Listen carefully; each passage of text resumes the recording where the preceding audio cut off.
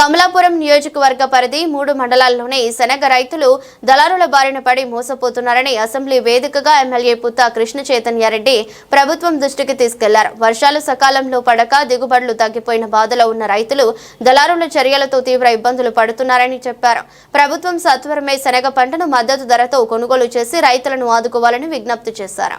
మా కమలాపురం నియోజకవర్గంలో 3 మండలాలు పూర్తిగా వర్షం మీద ఆధారపడిన భూములు ఉన్నాయి. శనగ వేస్తారు అధ్యక్ష. శనగ పంట ఈసారి వర్షాలు సకాలంలో పడకుండా, అంటే పంట మొదలైన తర్వాత కూడా పండి పూత వచ్చే టైంలో వర్షాలు పడడం వల్ల చాలా నష్టపోయారు అధ్యక్ష. తక్కువ పంట వచ్చినప్పటికి కూడా మార్కెట్ లో దళారులు చాలా తక్కువ ప్రైస్ కొంటున్నారు. గవర్నమెంట్ ఈసారి శనగ పంట కొనుగోలు ప్రక్రియ మొదలు పెట్టాలి. ఎందుకంటే కనీస మద్దతు ధర 5,650 రూపాయలు ఉంది అధ్యక్ష. మార్కెట్ లో 5,200, 5,000 కూడా తీసుకుంటా ఉన్నారు. ఆ సమస్య పోవాలంటే కొంచెం తొందరగా ప్రభుత్వం కూడా కొంచెం కొనుగోలు చేసి దాంతో మార్కెట్ లో కూడా రేట్ పెరుగుతుందని చెప్పేసి మీకు తెలియజేయడం జరుగుతుంది అధ్యక్ష.